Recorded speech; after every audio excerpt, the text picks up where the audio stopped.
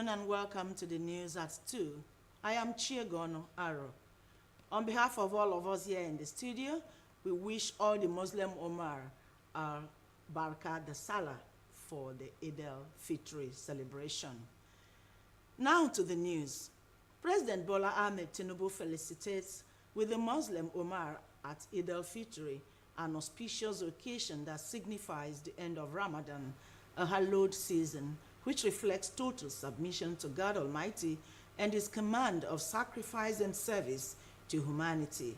The president greets the Muslim faithful in Nigeria and around the world, praying that their supplications and sacrifices this season and even after will receive the fitting rewards from Almighty Allah. The president prays that the lessons, blessings, and the joys of this season abide with them always, while wishing Nigerians happy Eid al-Fitr celebrations. The federal government has declared Thursday, April 11, 2024 as an additional public holiday to commemorate Eid al-Fitr. This was made known in a statement signed by the Permanent Secretary, Minister of Interior, Dr. Aishatu Nde Iyako. She shared on the ministry's accounts.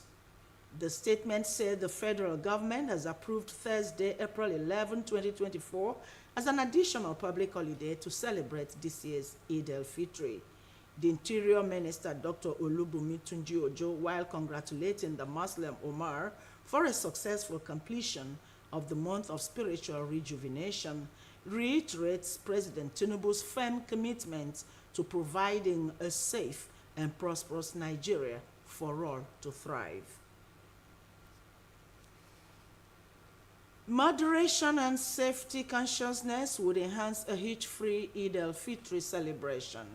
Federal Road Safety Corps and other critical stakeholders expressed this view on Good Morning Nigeria, Condition Against Overspeeding and Unwholesome Practices. Ekemiri Williams reports that the discussion centered on preparation and safety for the Salah celebration. Muslims in Nigeria will join others across the globe to celebrate Eid al-Fitr Wednesday. Like other festive seasons, it comes with preparations including traveling to celebrate with loved ones, purchase of items for sharing with neighbors, and other festivities. For a hitch-free celebration, these critical actors on Good Morning Nigeria want Nigerians to be mindful of the current economic realities, insecurity in parts of the country, and the need to observe all road traffic rules and regulations. You see people on top of trucks. Some people, before they drive, they must have taken some things. At times they say, let me take one for the road, let me shine my eyes. And they don't know that all this is impair their vision. When you overloaded your vehicle, the vehicle cannot work according to capacity any longer. So this one has also causes a lot of crashes, then excessive speed. So we ensure that all our vehicles are in good condition. We have routine officer and inspection officer who check all the vehicles before departing, that they have good tires, their brakes are working, their trafficator. Who are likely to go into crime during this period. And in doing that, you must have to cultivate the spirit to understand that the security agencies, whatever it is, if it is the federal road safety, the police, the civil defense, and what have you, you should be able to bring that to their notice. The key admonishment here is that there is life after the celebration, and Muslim faithful should continue to adhere to the teachings of Ramadan, where love, good neighborhood, and sober reflection keeps attracting Allah's blessings. Continue with the ideals of Ramadan. Don't do evil, don't steal, don't kill. Love your nation. Work together to engender brotherliness between the Christian, Muslims, and other religious practitioners. The Federal Road Safety Corps and security agencies say they have deployed adequate personnel and equipment to vital corridors across the country for protection of lives and properties. In Abuja, Ekemini Williams, NTA News. Let's take a short break here. Stay with us.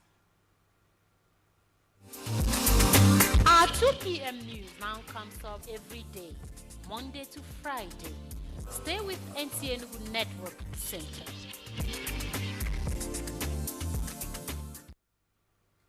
You're welcome back.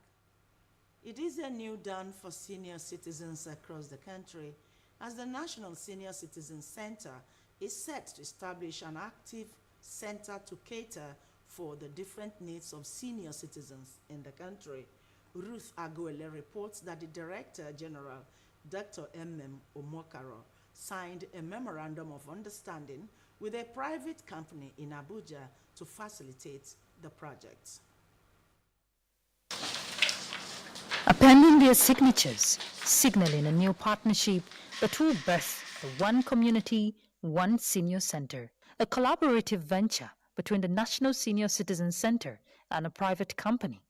This opens a new window for a multi-purpose, functional, secured, and comfortable senior center, an initiative that seeks to provide support in building the necessary infrastructure for senior citizens across the country to serve as a one-stop hub for empowerment of senior citizens through skills acquisition with recreational activities designed to meet their diverse needs.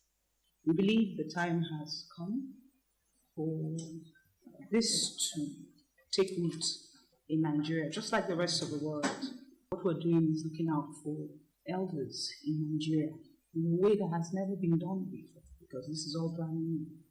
This is going to really become the nerve center of empowerment, both for the seniors and the youths. Because the programs that we have designed, for instance, multipurpose cooperatives, are also designed for the women, our grandmothers arise for good, which really, identifies older women's value and what they love to do in the community to empower them. The project is expected to be replicated across the 6 geopolitical zones in the country, as both partners believe, with other corporate partners keen into the project, it will become a reality. In Abuja, Ruth Aguele, NTA News. The people of Umuezike village in Ihekuano Ako Autonomous Community in Igbo-Etiti Council area of Enugu State has appealed to the state government to reinstate their traditional ruler who was suspended in 2021 over land disputes. Blessing Anyanwu has the report. Members of Umuezike community, led by the chairman and secretary Umuezike Community People's Association, in a solidarity visit to the suspended ruler, laments that since the suspension, the community has been faced with series of challenges and denial from government amenities. They called on the state government to lift the ban on their traditional ruler. Igbo-Etiti people to help us lift the ban. Because his absence is not only affecting the entire Igbo-Etiti, because he is a functionary in the Igwe cabinet. Umuezike as a village and the entire Ihekuenu are not in controversy with our traditional rulers. Why we are asking the government to lift the ban or the suspension on Igwe is because we are being denied our basic and democracy dividend that is supposed to come to the people of Ihekuenu as a result of the suspension meted on our Igwe. When them suspecting this Igwe, we are not happy at all. As they can't do this thing where they do today, where they see today, we are very happy for it. His Royal Highness Igwe Okwo, in response, thanked them for their visit. He used the opportunity to give a brief history on the land. He regretted that to date, the panel set up by the state government has not come up with its findings. These my people, Umuezike people, part of the domain.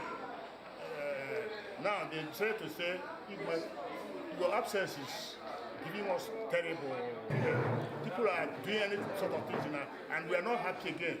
All right, we shall pay a solidarity visit to show the world that you, Igwe, you are not in any problem. We don't have any problem with us. We don't have any problem with your community. We don't have any problem with us. Highlight is the empowerment of 80 indigent members of the community by the son of the Igwe, Prince Ogonna Okwo. for latest in the world of sports here at Sports Tidbits for today.